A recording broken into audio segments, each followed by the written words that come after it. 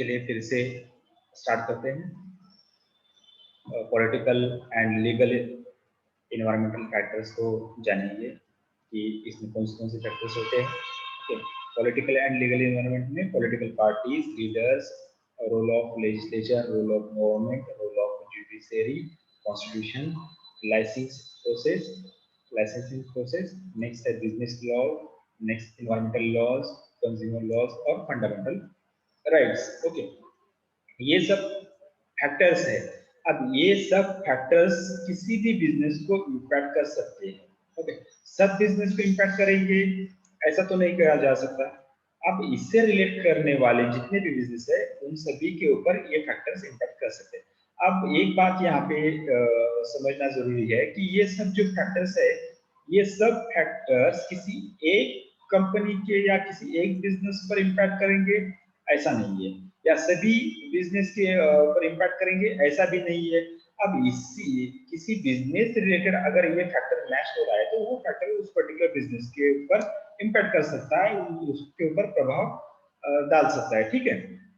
अब political parties leader जो है, अब इंडिया में जो पॉलिटिकल पार्टीज है, कांग्रेस है, बीजेपी है, राष्ट्रवादी है, बहुत सारे हैं। ये तो महाराष्ट्र की पार्टीज है। ओके, महाराष्ट्र के बाहर भी अलग अलग जो रीजनल पार्टीज है, इनका भी इम्पैक्ट पर्टिकुलर जो राज्य की जो बिजनेस है उनके ऊपर भी होता है, क्योंकि पार्टी किसी भी पॉलिटिकल पार्टीज की जो सिद्धांत होते हैं, जो काम करने का जो तरीका होता है, या उनके जो तत्व होते हैं जिसको आप प्रिंसिपल देते हैं, ये इन सभी बातों पर भी पर्टिकुलर उस स्टेट का बिजनेस है वो इम्पैक्ट करता है। ठीक है।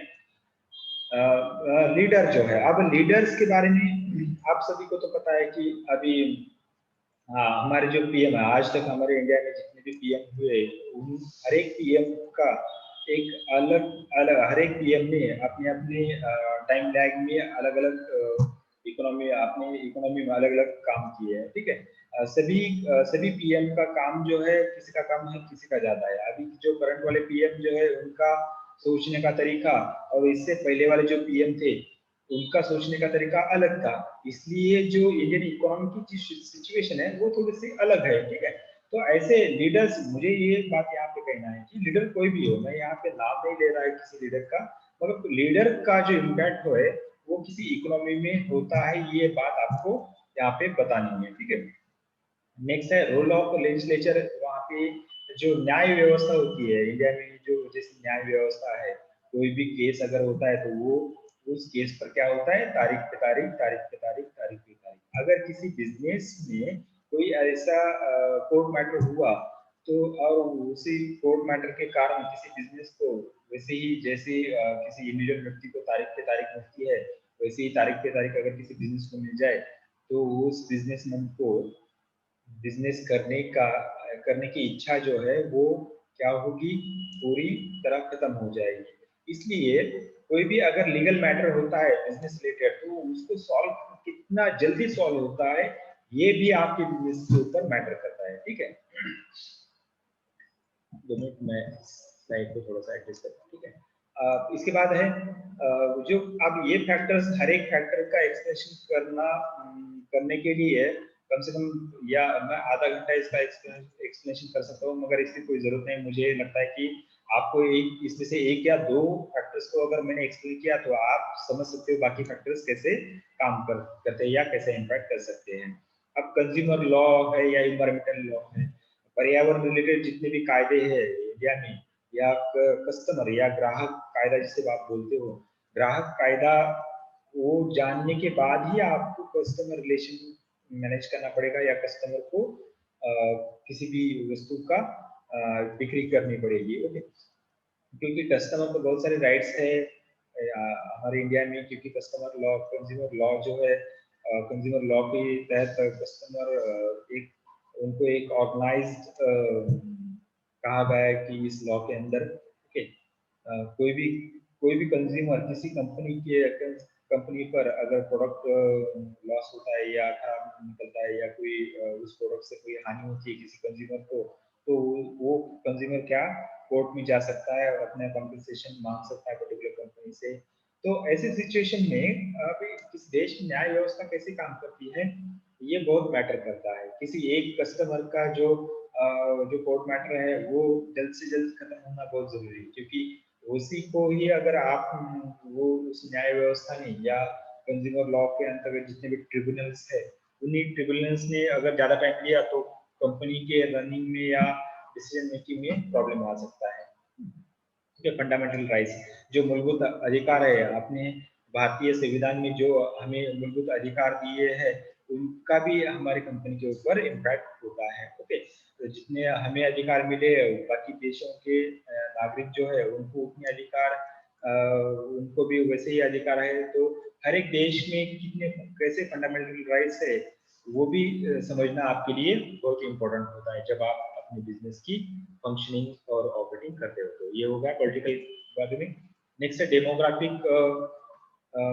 डेमोग्राफिक इन्वायरमेंटल फैक्टर्स, उसमें आता है total population, population growth rate, educational level, family size, living standard, age, gender और लाइफ एक्सपेक्टेंसी। ओके, अब ये जो फैक्टर्स है, ये सब फैक्टर्स, अब डेमोग्राफी का मीनिंग होता है लोक लोक संख्या, जो होती है लोक संख्या रिलेटेड फैक्टर होते हैं।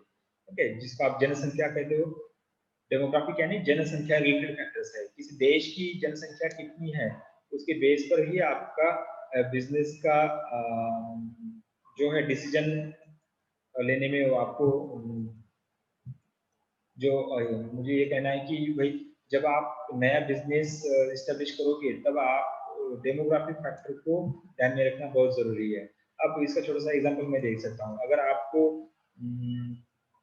समझिए यवतमाल डिस्ट्रिक्ट में कहीं पर भी अगर बिजनेस इस्टेब्लिश करना है तो सबसे पहले आपको क्या देखना पड़ेगा कि वो यवतमाल डिस्ट्रिक्ट में किसी एक तालुका में कितनी लोक संख्या है, डेमोग्राफिक टोटल पॉपुलेशन कितनी है, वो आपको सबसे पहले देखना पड़ेगा। जिस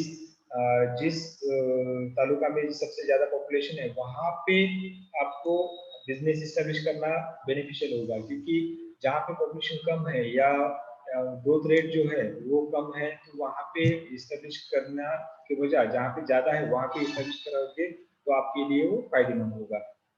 ठीक है, एजुकेशनल लेवल, किसी देश में या किसी राज्य में या किसी स्टेट में या किसी डिस्ट्रिक्ट में या किसी तालुका प्लेस पर कितना एजुकेशन लेवल है, ये भी डिपेंड करता है आपके बिजनेस के ऊपर। ठीक है, सॉरी, ये इम्पैक्ट करता है आपके बिजनेस के ऊपर, क्योंकि जब आप इसका छोटा सा एग्जांपल मैं ये बता सकता हूँ कि अगर कोई स्टेशनरी शॉप आपको अगर ये करना है, इस वो डालना है या स्टेशनरी शॉप का बिजनेस आपको करना है, तो आप सबसे पहले क्या करोगे?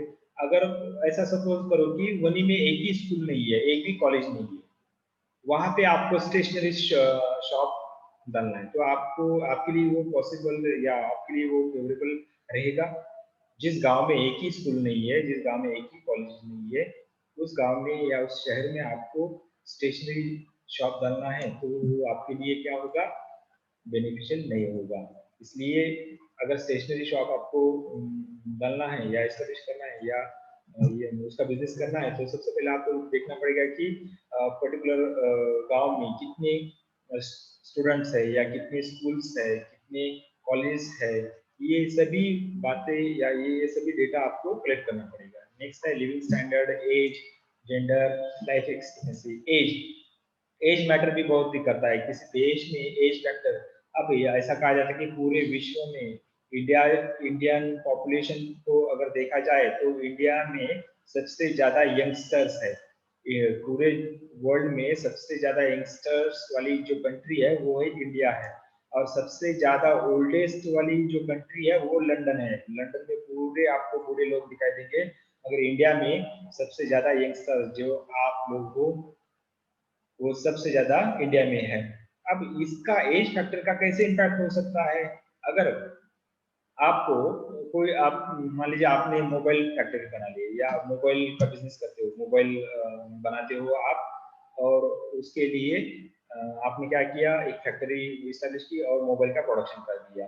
अब मोबाइल का प्रोडक्शन करते समय आपके सामने अगर एज फैक्टर नहीं है तो आप उस प्रोडक्ट में वैरायटी नहीं कर सकते। अगर आपके सामने लंदन की पॉपुलेशन है या लंदन लंदन की एज जितनी है वो वही अगर आपका मेन मिशन है या वही आपका मेन एम है, तो आपकी मोबाइल प्रोडक्शन करने की जो प्रोसेस है वो अलग चेंज हो जाएगी, क्योंकि बूढ़े लोगों को मोबाइल में क्या पसंद है वो पहले आपको समझना पड़ेगा।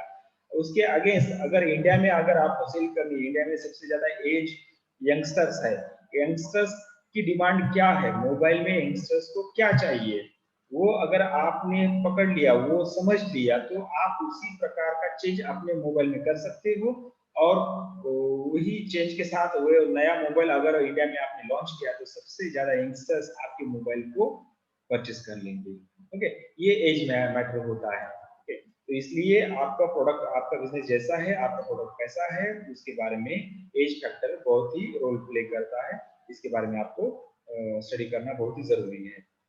नेचुरल रिसोर्सेज में क्या आता है, नेचुरल रिसोर्स में वाटर लेवल आती है, क्लाइमेट आता है, माइंस आते हैं, केमिकल्स आते हैं, पॉपुलेशन आती है, सी एरिया यानी कि समुद्र एरिया जिसको आप कह सकते हो, माउंटेन एरिया आता है, और एग्रीकल्चर एरिया आता है। ये सब जो है ये सब नेचुरल फैक्टर्स में आते हैं। अब नेचुरल फैक्टर्स में एरिया वनी में क्या है, नेचुरल फैक्टर है, नेचुरल फैक्टर यानी कि कोल माइंस वनी में है। अब वनी में कोल माइंस है, इसके बेस पर यहाँ की जो बिजनेस कल्चर है ये थोड़ा सा चेंज हुआ है, क्योंकि यहाँ पे बिजनेस लेवल भी चेंज है और सोसाइटी लेवल भी थोड़ा सा यहाँ पे चेंज है, क्योंकि बिजनेस ये चेंज क्यों है, तो माइंस एरिया है, बिजनेस माइंस एरिया वहीं के आसपास होने के कारण यहाँ की बिजनेस ऑर्गेनाइजेशन में चेंज है, यहाँ की बिजनेस कल्चर में चेंज है, यहाँ की सोसाइटी कल्चर में चेंज है। अब ये सब बातें, ये सब इम्पैक्ट बिजनेस पे होता है। ओके, क्लाइमेट चेंज कैसा है, पॉपुलेशन कैसी है। अगर आपको sugar cane factory, sugar cane की या साकर कारखाना जिसको आप बोलते हैं, साकर कारखाना इस्टेब्लिश करना है, तो आप कहाँ पे इस्टेब्लिश करोगे, वनी में करोगे या पूना साइड करोगे। ओके, वनी में तो कोई भी ऐसा ज्यादा अधिकतर लोग यहाँ पे जो शुगर के ऊस जिसको आप बोलते हैं उसकी प्रोडक्शन तो नहीं करते अपनी खेती में, मगर जो आप पश्चिम महाराष्ट्र साइड जाइए, वहाँ पे आपको जो गन्ने की खेती है वो अधिक वहाँ पे दिखाई देगी। तो आपको अगर शुगर फैक्ट्री इस्टेब्लिश करनी है तो आप क्या प्रेफर करोगे, पश्चिम महाराष्ट्र में प्रेफर करोगे। तो ऐसे क्लाइमेट चेंज या वाटर लेवल या केमिकल या पॉपुलेशन, ये सब मैटर्स जो है, ये सब फैक्टर्स जो है अपने कंपनी पर, अपने बिजनेस पर इम्पैक्ट करते रहते हैं। ठीक है, नेक्स्ट है टेक्नोलॉजिकल। टेक्नोलॉजिकल में क्या है, R&D यानी कि research and development facilities, research and development facilities, उसके बाद है पेटेंट, उसके बाद है टेक्नोलॉजिकल एक्सेप्टेंस टाइम लैग, यानी कि technological acceptance and time lag. Next है IT सेक्टर डेवलपमेंट, नेक्स्ट है कम्युनिकेशन टेक्नोलॉजी, नेक्स्ट है engineering technology, atomic technology and space technology. ये सब टेक्नोलॉजी अगर आपके देश में या किसी देश में डेवलप है, तो ऑब्वियसली उस देश की जो बिजनेस इन्वायरमेंट है वो डेवलप माना जाएगा। अगर किसी देश में ये सब फैसिलिटी या ये सब टेक्नोलॉजी अगर ज्यादा मात्रा में डेवलप नहीं है, तो उस देश में जो बिजनेस इन्वायरमेंट है वो डेवलप नहीं हो सकता। क्योंकि यहाँ पे छोटा सा एग्जांपल मैं यहाँ देना चाहूंगा कि टेक्निकल एक्सेप्टेंस जो टाइम लैग है, ये देख लीजिए, इसका मोबाइल का एक सुटेबल एग्जांपल यहाँ पे मैं शेयर करूंगा। आप 2 महीने पहले जो आप किसी ने अगर मोबाइल लिया होगा, वो लेटेस्ट फीचर वाला मोबाइल लिया होगा, मगर 2 महीने के बाद उसी मोबाइल में थोड़ा सा चेंज हुआ है, या दूसरी किसी अन्य कंपनी में अलग नए फीचर के साथ नया मोबाइल लॉन्च किया होगा। अब ये टेक्नोलॉजिकल टाइम लैग कैसे होता है, देख लीजिए, 2 महीने पहले आपने जो लेटेस्ट वाला मोबाइल आपने परचेस किया था, मगर 2 महीने के बाद उस टेक्नोलॉजी में चेंज हो गया। उसी एक मोबाइल टेक्नोलॉजी का टाइम लैग का हो गया 2 महीने, यानी कि टेक्नोलॉजी अगर डेवलप होती रहती है तो उसकी जो एक्सेप्टेंस का जो टाइम लैग होता है वो चेंज होते रहता है। अगर आप इसका एग्जांपल और भी दे सकता हूँ मैं कि अब कंप्यूटर आने से पहले बहुत सालों तक लोगों ने क्या किया, टाइपराइटर को यूज किया है, मगर टाइपराइटर का टेक्नोलॉजी एक्सेप्टेंस जो टाइम लैग था वो बहुत साल चला, क्योंकि बहुत साल लोगों ने टाइपराइटर यूज किया, मगर कंप्यूटर आने के बाद टाइपराइटर साइड में चला गया और कंप्यूटर को यूज करने लगे। अब कंप्यूटर का ये जो टाइम लैग है, बहुत सालों से टाइम लैग चलते आ रहा है और आने वाले बहुत सालों तक ये चलता रहेगा। मगर कंप्यूटर के बाद भी कुछ अलग आएगा, भविष्य हम देखेंगे कंप्यूटर के बाद क्या आएगा।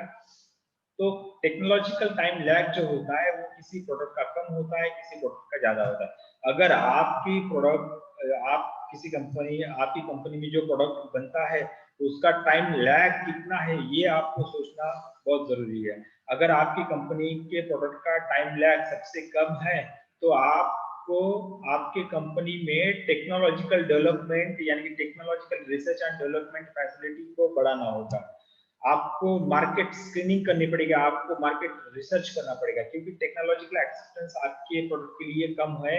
तो ये सारी बातें आपको ध्यान में रखनी पड़ेगी, क्योंकि मार्केट में कस्टमर्स डिमांड करते हैं लेटेस्ट प्रोडक्ट का। ओके, तो लेटेस्ट वाला प्रोडक्ट जो अलग अलग इनोवेशन करने के बाद, जो अलग अलग फीचर्स को ऐड करने के बाद आपके प्रोडक्ट को जो लेटेस्ट बनाता है या लेटेस्ट वाला जो प्रोडक्ट है वो अगर आप मार्केट में लॉन्च करोगे तो आपके बिजनेस अच्छी तरह से रन करेगा। अगर एक ही जैसे घिसी पटी या आउटडेटेड टेक्नोलॉजी यूज करके आपने अपनी कंपनी का प्रोडक्ट अगर मार्केट में बेचने की कोशिश की तो आपकी कंपनी मार्केट में से बाहर चली जाएगी, जैसे कि नोकिया कंपनी का हुआ था।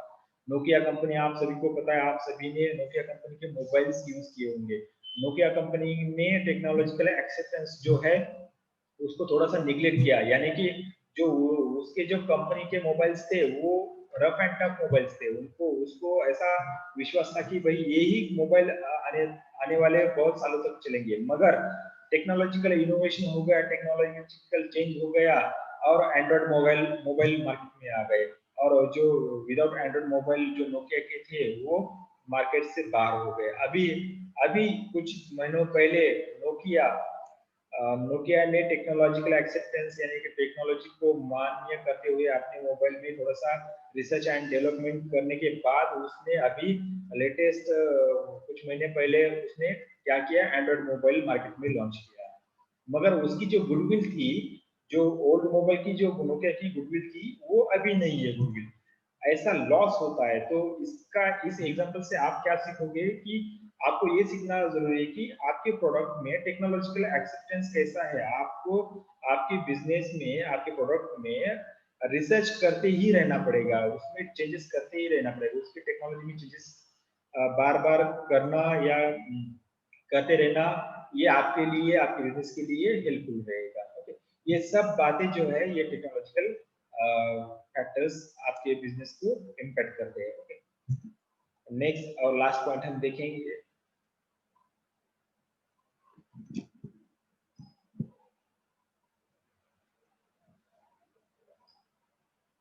टेक्नोलॉजी के बाद हम लास्ट वाला पॉइंट देखेंगे जो है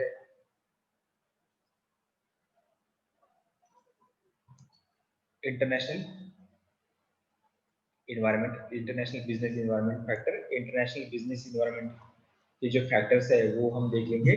इसमें क्या है, अगर ये फैक्टर्स तब आपके बिजनेस पर इम्पैक्ट करेंगे जब आपका बिजनेस जब आप बिजनेस इंटरनेशनल बिजनेस करना चाहोगे तब, या किसी दूसरे देश में अगर आपको बिजनेस करना है तब आपको इन सभी फैक्टर्स का क्या करना पड़ेगा, स्टडी करनी पड़ेगी। ठीक है, तो इस इंटरनेशनल बिजनेस फैक्टर में क्या क्या आएगा, membership in international agencies and group. अगर किसी देश में किसी अन्य देश में आपको बिजनेस करना है तो वो देश इंटरनेशनल लेवल पर जितने भी एजेंसीज है उन एजेंसीज का मेंबर है या नहीं ये पहले चेक करना पड़ेगा, मेंबर है या नहीं। इसका एक एग्जांपल ऐसा मैं बोल सकता हूँ कि अगर किसी देश G20, G8, G10 ऐसे आपने न्यूज में सुना होगा, या सार्क सुना होगा, ब्रिक्स सुना होगा, ऐसे जो एक ग्रुप मेंबर्स होते हैं, या वर्ल्ड बैंक सुनी होगी या IMF सुना होगा।